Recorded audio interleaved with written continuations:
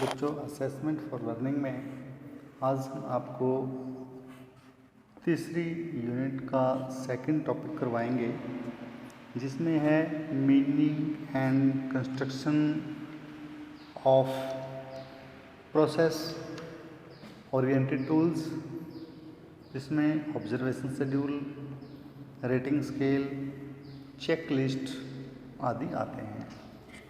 सबसे पहले हम ओरिएंटेड टूल्स में ऑब्जर्वेशन की बात करेंगे कि अवलोकन क्या है। अवलोकन ऑब्जर्वेशन का हिंदी रूपांतरण है, जिसका अर्थ होता है देखना, निरीक्षण करना, निगरानी करना या अवलोकन करना।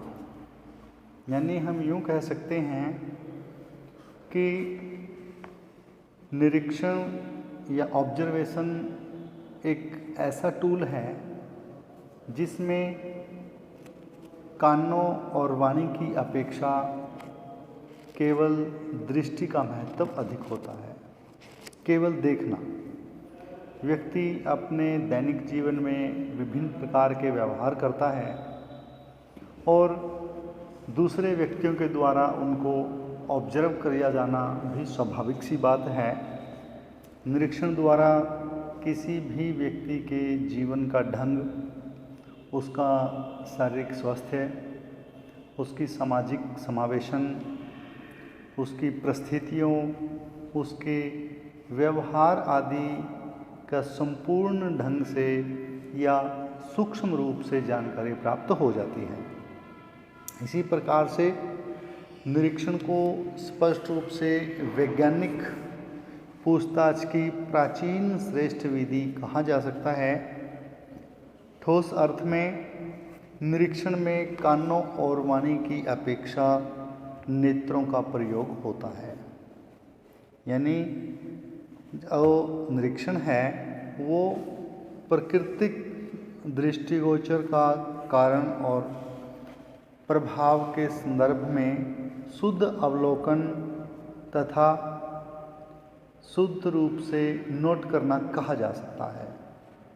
यानी निरीक्षण द्वारा सूचनाएं मिलना, प्रत्यक्ष रूप से सूचनाओं को प्राप्त करना भी होता है। निरीक्षण दो प्रकार के होते हैं। इसमें सामान्य निरीक्षण और वैज्ञानिक निरीक्षण। पहले सामान्य प्रकार के निरीक्षण में स्थूल रूप से वस्तुओं का निरीक्षण किया जाता है, लेकिन दूसरे वैज्ञानिक प्रकार के अवलोकन में निरीक्षण में इसमें अध्ययन के अंतर्गत घटना के हर एक ब्यौरे का सूक्ष्म रूप से निरीक्षण किया जाता है। कुछ विभिन्न विद्वानों ने अपने अपने तरीके से अवलोकन को परिभाषित किया है। निरीक्षण की परिभाषाएं अलग अलग विद्वानों ने दी हैं, जिनकी कुछ परिभाषाएं हम यहाँ पर स्पष्ट करेंगे। इस बारे में प्रोफेसर गुड्डे एवं हार्ट ने कहा है, विज्ञान निरीक्षण से आरंभ होता है और इसे अंतिम रूप में प्रमाणीकृत करने के लिए निरीक्षण में ही लौटना पड़ता है। पी.वी. यंग के अनुसार अवलोकन द्वारा एक विचारपूर्ण अध्ययन को सामूहिक व्यवहार तथा जटिल सामाजिक संस्थाओं के साथ ही पूर्ण करने वाली पृथक इकाइयों के अध्ययन हेतु प्रणाली के रूप में प्रयोग किया जा सकता है। Professor C.A. मोसर ने निरीक्षण के बारे में कहा है, ठोस अर्थ में निरीक्षण में कानों तथा वाणी की अपेक्षा आँखों का प्रयोग होता है। इसी प्रकार से साइमंस ने कहा है कि सहभागिक अवलोकन कोई विधि नहीं है, अपितु कई विधियों तथा तकनीकों का एक संयोग है। इस प्रकार से उपयुक्त परिभाषाओं के आधार पर हम कह सकते हैं कि निरीक्षण विधि के अध्ययन अति सावधानीपूर्वक किया जाता है तथा साथ ही नेत्रों का प्रयोग पूरी तरह से किया जाता है। इस विधि के द्वारा किसी भी अध्ययन से संबंधित प्राथमिक सामग्री को एकत्रित किया जाता है। संक्षेप में, निरीक्षण विधि के द्वारा किसी भी प्राकृतिक घटना या व्यवहार के अध्ययन का प्राकृतिक और स्वाभाविक रूप से निरीक्षण किया जाता है, स्वाभाविक रूप से उसको देखा जाता है। निरीक्षण में कुछ जो तत्व सम्मिलित होते हैं, सबसे पहले इसमें प्राइमरी रहता है डेटा, और फिर use of eyes, careful study, direct study and the group study. ये कुछ तत्व सम्मिलित होते हैं, ये कुछ इसके एलिमेंट्स हैं ऑब्जर्वेशन मेथड के, जिसमें वास्तविक सामग्री, नेत्रों का प्रयोग, सावधानी से अध्ययन करना, प्रत्यक्ष अध्ययन करना और सामूहिक अध्ययन करना, ये कुछ अवलोकन के प्रकार रहते हैं। निरीक्षण विधि या अवलोकन विधि के प्रकारों के अंतर्गत सरल और नियंत्रित निरीक्षण विधि, व्यवस्थित अथवा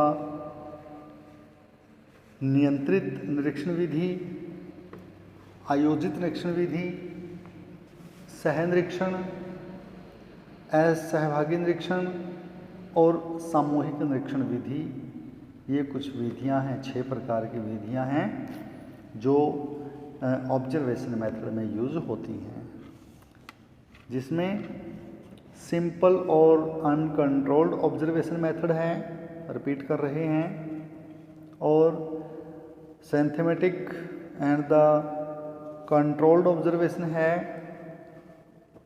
प्लान्ड ऑब्जर्वेशन है, पार्टिसिपेंट ऑब्जर्वेशन है, नॉन पार्टिसिपेंट ऑब्जर्वेशन है और मास ऑब्जर्वेशन है। ये 6 प्रकार का ऑब्जर्वेशन है। इसमें जो नियंत्रित निरीक्षण विधि है, जब किसी घटना का निरीक्षण प्राकृतिक परिस्थितियों में किया जाए तथा प्राकृतिक परिस्थितियों पर कोई बाह्य दबाव न डाला जाए, तो इस प्रकार के निरीक्षण को नियंत्रित निरीक्षण कहा जाता है। इसके बाद है, नियंत्रित के बाद जो मेथड है व्यवस्थित और नियंत्रित निरीक्षण विधि, अनियंत्रित फिर नियंत्रित निरीक्षण विधि। नियंत्रित निरीक्षण विधि के अंतर्गत इस विधि में को व्यवस्थित विधि भी कहा जाता है। इस विधि में निरीक्षण की योजना पहले से ही बना लेता है और पूर्व निश्चित और व्यवस्थित योजना के अनुसार ही निरीक्षण करता है। इस योजना द्वारा निरीक्षण पर नियंत्रण संभव होता है, जिससे निरीक्षण की त्रुटियों में कमी आ जाती है या कमी दिखाई देती है। उसके बाद है आयोजित निरीक्षण विधि यानी प्लान्ड ऑब्जर्वेशन मेथड। इस प्रकार के निरीक्षण के अंतर्गत किन्हीं विशिष्ट विशेषताओं या घटनाओं को जानने के लिए एक विशेष वातावरण तैयार किया जाता है और निरीक्षण पर भी पूर्व निर्धारित या पूर्व नियोजित नियंत्रण रखा जाता है। उसके बाद है पार्टिसिपेंट ऑब्जर्वेशन यानी सहभागी निरीक्षण विधि। इस विधि में निरीक्षणकर्ता स्वयं एक समूह में एक सदस्य के रूप में कार्य करता है और जिस समूह में का वो निरीक्षण करता है, समूह के सभी क्रियाओं में वो सक्रिय रूप से भाग लेता है, परंतु निरीक्षणकर्ता समूह के अन्य सदस्यों के साथ ही निरंतर कार्य करते हुए भी निरीक्षण करता रहता है, जबकि बाकी जो समूह के सदस्य हैं उनको इस बात का आभास भी नहीं होता कि उनका निरीक्षण हो रहा है या नहीं। नॉन पार्टिसिपेंट ऑब्जर्वेशन, असहभागी निरीक्षण। असहभागी निरीक्षण में निरीक्षणकर्ता समूह से बाहर रहकर समूह के सदस्यों का निरीक्षण करता है। वो समूह की क्रियाओं में सक्रिय रूप से भाग नहीं लेता, बल्कि समूह की क्रियाओं को बाहर से बैठकर ऑब्जर्व करता है, देखता है और अपने निर्णय प्रस्तुत करता है। इसके बाद है मास ऑब्जर्वेशन। साधारणतः इस विधि के अंतर्गत नियंत्रित और अनियंत्रित दोनों प्रकार की विधियों का मिश्रण पाया जाता है और इस विधि के अंतर्गत बालकों की समस्या या किसी घटना के निरीक्षण में अनेक अनुसंधानकर्ताओं द्वारा ये निरीक्षण किया जाता है, जो कि सामाजिक घटना के विभिन्न पहलुओं के विशेषज्ञ होते हैं। इस प्रकार से बच्चों ये 6 प्रकार या 6 मेथड हैं ऑब्जर्व करने के, जिनका वर्णन अभी हमने किया। अब हम करेंगे कि निरीक्षण में क्या इसके जो गुण हैं और किन किन चरणों से होकर गुजरता है और क्या इसके दोष हैं। निरीक्षण विधि के दोषों पर हम चर्चा करते हैं। निरीक्षण विधि की कमियां क्या हैं, दूसरे को भी अपने समान समझना, पक्षपात तथा विरोध की जो भ्रांतियां हैं उनका प्रभाव पड़ना और दिखावटी व्यवहार आ जाना और एक ही व्यवहार में कई जो मनोदशाएं हैं उनका प्रतीक होना और व्यवहार का अस्पष्ट होना आदि इसकी कुछ कमियां हैं। तो ये हमने निरीक्षण विधि की बात की। ऑब्जर्व में हम कह सकते हैं कि ऑब्जर्वेशन मेथड एक इस प्रकार का मेथड होता है जिसमें एक निरीक्षणकर्ता, एक ऑब्जर्वर किसी भी एक समूह का या व्यक्तिगत रूप से भी जो ऑब्जर्व करता है उसमें भाग लेता है, उसका तटस्थ रहकर ऑब्जर्व करता है, लेकिन इसमें वाणी या कानों की अपेक्षा नेत्रों का महत्व रहता है, क्योंकि केवल देखकर ही कि किसके क्रियाकलाप कैसे हैं, कौन किस विषय में कितना कार्य कर रहा है, ये सब उस पर डिपेंड करता है। और ये ऑब्जर्वकर्ता को बड़ा ही विवेकशील होना चाहिए, ऑब्जर्वकर्ता को बड़ा व्यावहारिक होना चाहिए, क्योंकि ऑब्जर्वकर्ता जिस प्रकार का होगा, जिस प्रकार का निरीक्षण करता होगा, उसी प्रकार का जो प्रभाव है वो निरीक्षण प्रणाली पर पड़ेगा, निरीक्षण पर पड़ेगा। तो बच्चों की कैसा ये ऑब्जर्वेशन है, किस प्रकार से कुछ मुख्य जो बातें हैं वो हमने आपको बताई हैं। और एक अच्छे जो ऑब्जर्व करता है, अवलोकन करता है, उसमें कुछ विशेष गुण होने चाहिए। एक the best qualities of a observer, उसमें बुद्धि होनी चाहिए। बुद्धि बल यानी पावर ऑफ विजडम का बहुत महत्व है, क्योंकि अपने विवेक से ही पूरी जानकारी उसे प्राप्त करनी होती है। सामाजिक जटिलताओं का ज्ञान उसको होना चाहिए, क्योंकि सोशली जो कॉम्प्लेक्सिटी है वो क्या है उनके बारे में उसको जानकारी होनी चाहिए। विभिन्न साधनों और विभिन्न पद्धतियों की जानकारी होनी चाहिए। आवश्यक सूचनाओं को संकलित करने की क्षमता एक ऑब्जर्वर में होनी चाहिए। सामाजिक मनोविज्ञान का ज्ञान एक अवलोकनकर्ता को होना चाहिए और दूरदर्शिता होनी चाहिए। कुशल व्यवहारपूर्ण होना चाहिए। ये कुछ गुण हैं जो एक अच्छे ऑब्जर्वर में होने चाहिए, जो एक अच्छे निरीक्षणकर्ता की क्वालिटी के अंतर्गत आते हैं।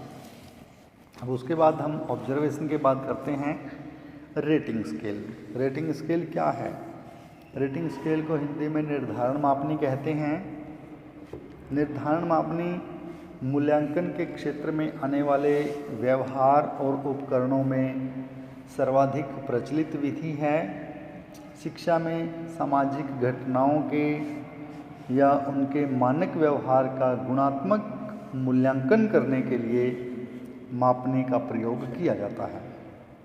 ये मापनियाँ गुणात्मक निर्धारण देती हैं, निर्णय देती हैं। भौतिक घटकों का मापन करने से इसमें इंचों, ग्रामों, मिनटों अथवा ऐसी एक अन्य मानकीकृत इकाइयों का प्रयोग किया जाता है। सामाजिक विज्ञान में इस प्रकार के मानदंडों का प्रयोग करना तभी संभव है, इसलिए इसमें ऐसी मापनी विधियों का प्रयोग किया जाता है। वास्तव में ये जो द्विध्रुवीय भी होती हैं, दो ध्रुव इसके होते हैं, इसमें गुणात्मक रूप भी ज्ञात किया जाता है और विद्यार्थियों की जो उपलब्धि हैं उनके भी विभिन्न पक्षों की रेटिंग की जाती है। इस प्रकार से मापनी का प्रयोग साधारणतः विशेषताओं अथवा गुणों को मापने के लिए किया जाता है। विभिन्न शिक्षा शास्त्रियों ने निर्धारण मापनी को परिभाषित करते हुए लिखा है, जिसमें जॉन डब्ल्यू बेस्ट ने लिखा है, निर्धारण मापनी किसी भी व्यक्ति के गुणों अथवा वस्तु के सीमित पक्षों का गुणात्मक विवरण प्रस्तुत करती है। गुड्डे तथा स्कैट ने लिखा है, यह उपकरण मूल्यांकन की जाने वाली वस्तु के विभिन्न अंगों की ओर ध्यान आकर्षित करती है, किंतु इसमें उतने प्रश्नखंड नहीं होते जितने कि सूची या प्राप्तांक में होते हैं। सूची से भाव है जो उसकी चेकलिस्ट या स्कोरबोर्ड, उतने प्राप्तांक नहीं होते। इस प्रकार से हम कह सकते हैं कि निर्धारण शब्द का प्रयोग किसी परिस्थिति, वस्तु अथवा व्यक्ति के संदर्भ में निर्णय अथवा प्रकटीकरण के लिए किया जाता है। यह प्रायः किसी मापनी के मूल्यों के आधार पर नहीं किया जाता। अतः स्पष्ट है कि निर्धारण मापनी किसी वस्तु अथवा घटक की श्रेणी में उसकी गहनता अथवा महत्व तथा बारंबारता को निश्चित करती है। इस प्रकार से निर्धारण मापनी यानी रेटिंग स्केल की कुछ विशेषताओं पर चर्चा करते हैं। निर्धारण मापनी द्विध्रुवीय होती है। इसके दो छोर होते हैं जो पूरी तरह से एक दूसरे के विरोधाभासी होते हैं। इसके मतों का अधिक शुद्धता से मापन किया जा सकता है, यानी मत से भाव है जो उसके ओपिनियंस हैं। इसमें गुण अथवा विशेषता का निर्धारण व्यावहारिक रूप से किया जाता है। निर्धारण मापनी तथ्यों का संख्यात्मक रूप में उल्लेख करती है। इसमें वस्तुओं और घटनाओं के मूल्यों का विवरण पूर्ण रूप से सत्यता पर आधारित होता है। इसमें घटकों की जांच के बाद तुरंत निर्धारण किया जाता है।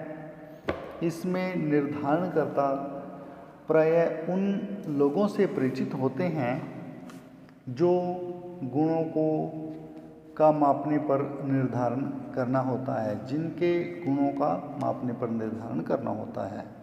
इसमें व्यक्त गुणों का ही निर्धारण किया जाता है। ये कुछ निर्धारण मापने की यानी रेटिंग स्केल की जो थी विशेषताएं थी वो हमने की हैं। और निर्धारण मापने का जो वर्गीकरण है, इसके प्रकार हैं, उसमें सांख्यिकी मापनी, ग्राफ मापनी, मानक तथा स्तर मापनी, संचयी बिंदु मापनी और बाध्य चयन मापनी। ये इस प्रकार से 5 जो प्रकार हैं वो मापने के होते हैं। एक बार हम रिपीट करते हैं। एक है न्यूमेरिकल स्केल, दूसरा है ग्राफिकल स्केल, तीसरा है स्टैंडर्ड स्केल, कैमुलेटेड पॉइंट स्केल और फोर्स्ड चॉइस स्केल। ये 5 प्रकार की जो मापनी है वो होती है। इस प्रकार से रेटिंग स्केल की विधियों के बारे में हमने बात की, लेकिन इसके हम यदि लाभ और दोषों की बात करते हैं तो निर्धारण मापनी विद्यालय में अध्यापक तथा अभिभावकों के लिए उन बच्चों से संबंधित रिपोर्ट तैयार करने में इसे सहायता मिलती है। इसकी सहायता से इस बात का निर्धारण किया जा सकता है कि छात्र के विद्यालय में प्रवेश लेने के पश्चात कौन कौन से पाठ्यक्रम का चुनाव उसके लिए किया जाएगा। निर्धारण मापने से कर्मचारियों के चुनाव में सहायता मिलती है और निर्धारण मापने द्वारा जिन व्यक्तियों का मापन किया जाता है उन्हें उनके कार्यों को करने के लिए प्रेरित किया जाता है। ये कुछ एडवांटेजेस थे जो हमने निर्धारण मापने के किए। अब हम निर्धारण मापने की लिमिटेशंस के बारे में बात करेंगे, इसकी कमियां क्या हैं।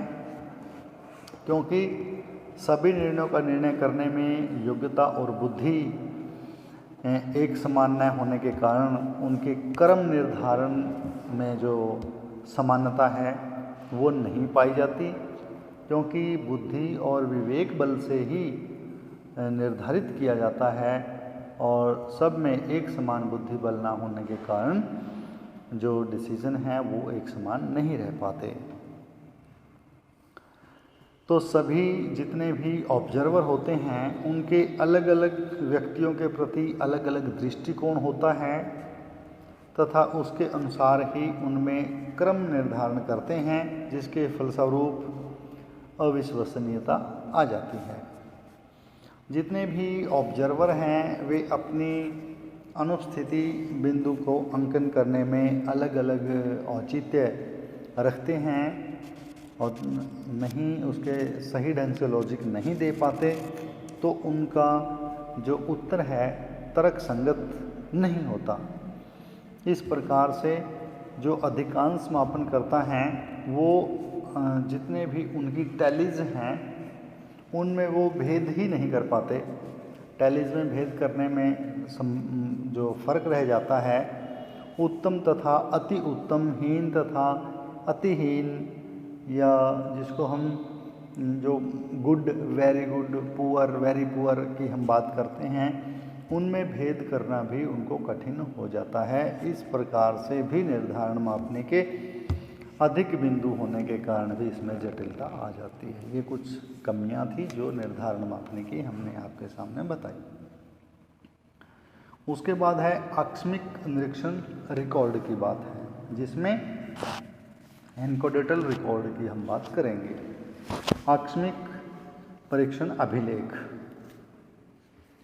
आकस्मिक निरीक्षण अभिलेख से अभिप्राय छात्र के द्वारा लिखी गई किसी एक डायरी, अध्यापकों के द्वारा छात्रों के संबंध में तैयार किए गए संचित अभिलेखों तथा घटनावृत्तियों इत्यादि के बारे में होता है।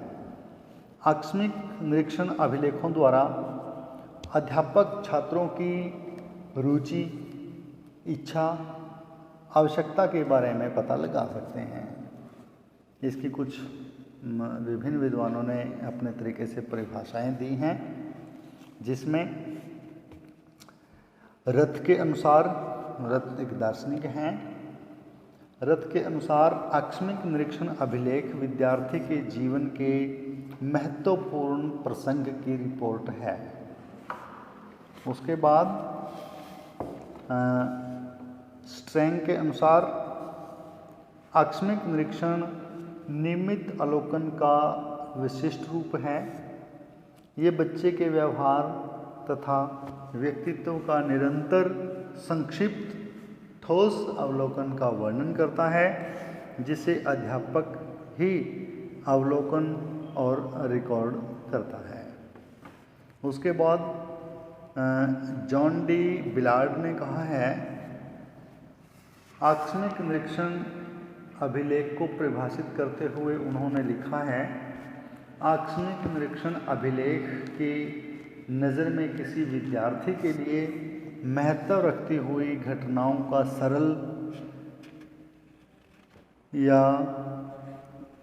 सरल सा वर्णन किया जाता है।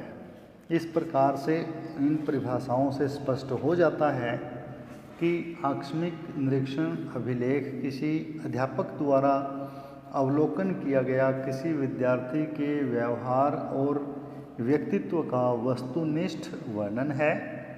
यह रिकॉर्ड नियमित अवलोकन का परिणाम है जो कि बिना किसी तैयारी के किया जाता है। इस प्रकार इसे अनौपचारिक अवलोकन भी कहा जाता है। तो बच्चों, ये कुछ अच्छे जो आकस्मिक जो अवलोकन हैं, ये first type, second type, third type, इस प्रकार के इसके प्रक्रिया होते हैं। फोर्थ टाइप यानी जो फर्स्ट प्रकार के हैं, फर्स्ट टाइप हैं, प्रथम प्रकार के हैं, इस प्रकार के अभिलेखों में छात्रों से संबंधित वस्तुनिष्ठ व्यवहार का अध्ययन किया जाता है। जो सेकंड प्रकार के हैं, द्वितीय प्रकार के हैं, इनमें ऐसे अभिलेखों में जो के अंतर्गत छात्रों के व्यवहार के संबंध में वर्णन करने के साथ साथ उनमें थोड़ी बहुत टीका टिप्पणी भी आदि भी की जाती है।